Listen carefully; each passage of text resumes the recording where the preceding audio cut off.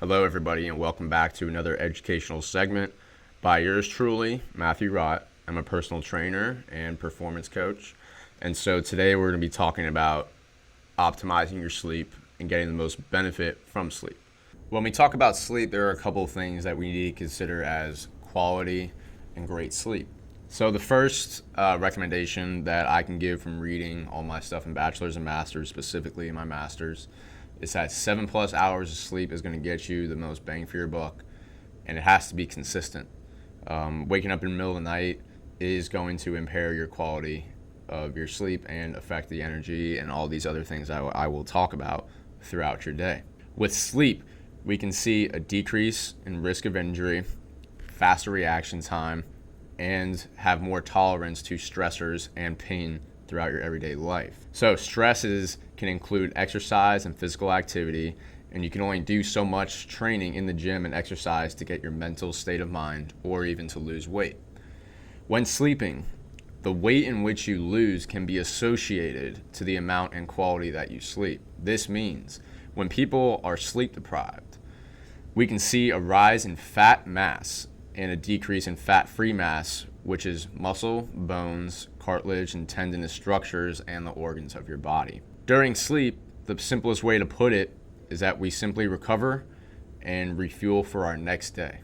So when we do this, we can attack our day with less stress and being able to rebound from these type of stress, the stressors that we occur in everyday life. Some benefits that you can see with sleep is that you will not also eat as much. Research has shown that when you do not sleep as much, the hormone ghrelin that stimulates hunger will be higher throughout your day, which causes you to eat more calories. So that could be why you're also gaining weight. As you sleep, you will increase your tolerance to normal everyday pain. Acute injuries should be checked out by a professional to see if you need specific help afterwards. But sleep can also help reduce the likelihood of injuries, as mentioned before, increase reaction time, concentration, and focus. And so with all these things, when we talk about performing at your tip top and optimizing everything, this is a key part. So performing better in and outside of your sport and in the gym, in which this affects every single aspect of your life, which is why I have created this video to help you achieve these benefits and actually see a difference in your everyday mood, your energy, and the amount of food that you eat, and how good you could perform in the weight room and in your career, in the bedroom, etc. Some things to indicate that you have good sleep would be that you dream at night. Dreaming is part of REM sleep, and so this is great. REM sleep has a really important function in roles of recovery, adaptation, learning, memory. This is all taking place when you dream specifically.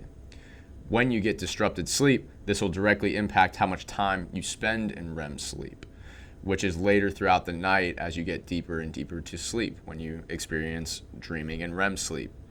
So you will notice that when you are sleep deprived, which is a broad term, but from not quality sleep, we can experience a rebound effect where you have really intense and vivid dreams. So sometimes you'll be able to remember it the day after, because your body is trying to make up all that time that you didn't spend in REM sleep, which is an interesting concept because this has probably happened to everybody. And so with that being said, if you do dream often, you are more likely getting quality sleep, and getting ready for your day is typically nicer. How do we obtain quality sleep? So this is personally the hardest thing that is personalized to everybody, and it's hard to achieve. It's even hard for me sometimes, and everybody's got to work on it at some point. Getting quality sleep is hard to achieve naturally because people do not spend money and effort and they also like to use supplements like melatonin, which is a hormone, by the way, and other hormones are not sold on the market for some reason, but you can get a sleep aid like that. And not thinking about getting good quality sleep throughout your day. It's important what you do throughout your day to obtain quality sleep later at night. So the first advice that I can give you from my personal struggles with sleep and recommending sleep to elite level athletes and normal everyday people is that the first thing you need to do is get out of your bedroom during the daytime. Do not spend time in your bedroom besides sleeping and having intimate sex with your significant other if you so choose to. This will allow you to associate your bedroom with only sleep and sex. Some other things that we need to do throughout our day will be listed below. Getting sun and being active for parts of your day, especially if you have a desk job, this is even more important. Eating quality food, avoiding stimulants closer to bedtime. Usually people like 6 to 8 hours, so avoiding caffeine during that time is great and will help you sleep better. Drinking water before bed should be limited.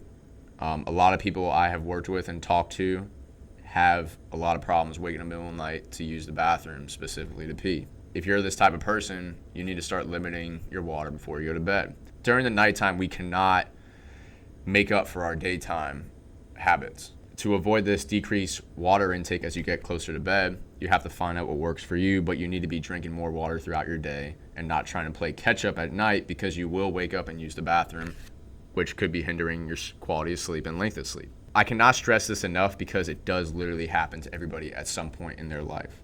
And this can be a reason why you wake up. This can be a single reason, just because you drank water when you get close to bed. This can be one reason. So there's many other ones, as I'm quoting and unquoting. Another thing can be going to bed at the same time and waking up at the same time.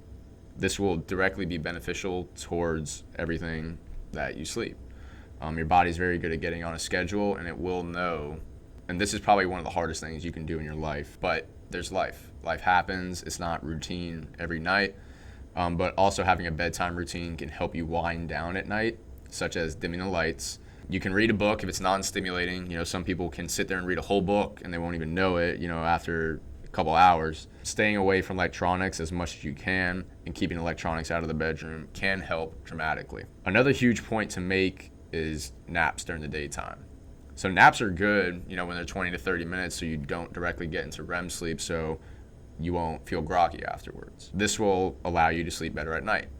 And help your concentration throughout the day when you need it at the most. Another way that you can get almost the same effects as napping is yoga nidra. So yoga nidra is pretty effective. Andrew Huberman talks and promotes this a bunch, and I'm going to quote him because he's pretty damn smart. And so I even looked into some research, and it gets pretty close to what you can get from napping without napping. Ideally, 10 to 30 minutes a day is what it seems to clear your headspace and push out stress and regaining focus and clarity like you do take a nap for 20 to 30 minutes. So there's also some things that we're going to talk about that help you go to bed. And some things that help you go to bed are alcohol and THC. So THC is the psychoactive drug that gets you high from weed specifically, or marijuana, whatever you want to call it. This can have effect on your quality of sleep because this prevents time and the effectiveness of REM sleep. These are great to help you go to bed, but moderation is key to this, and learning what you can handle and how you feel when you wake up is important, and having a good relationship with your doctor is key, so he or she knows who you are and how you sleep. It's fairly simple with that, but talking to a professional is key, and these are only recommendations and advice that, like I said, I have seen from my bachelor's, my master's. I've done a couple papers on sleep specifically, and I'm giving you the quality content that you can maybe talk to your doctor about. What has also a really good effect that I personally do, and I have done for a while, is lowering the temperature and limiting the light that comes into your room. And so this dramatically helped me specifically, and staying out of my bedroom. I actually have like a air conditioning in my window, and so it actually helps. It's like white noise to me at this point. And I have some black shades that also prevent light from coming in. Some other things you can try is blackout shades, like I said, or sleeping mask if you do have light coming into your bedroom that you can't moderate, for example. So with all these sleeping tips and recommendations that I give you, like I said, it's important to talk to your health professional to get more information and see if you actually need specific help. Personalized recommendations from a healthcare professional.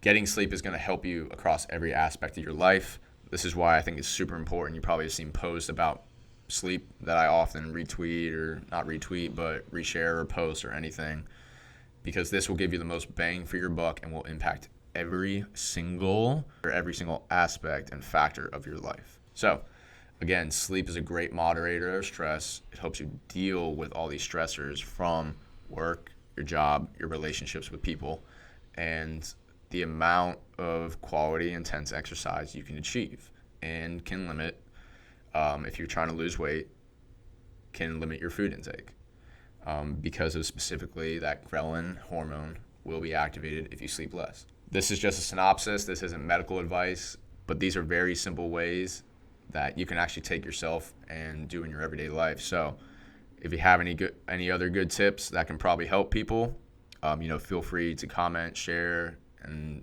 repost what you think about this. And I appreciate you taking your time to watch this whole length through. So have a great rest of your day, and hope you sleep well tonight. Thank you.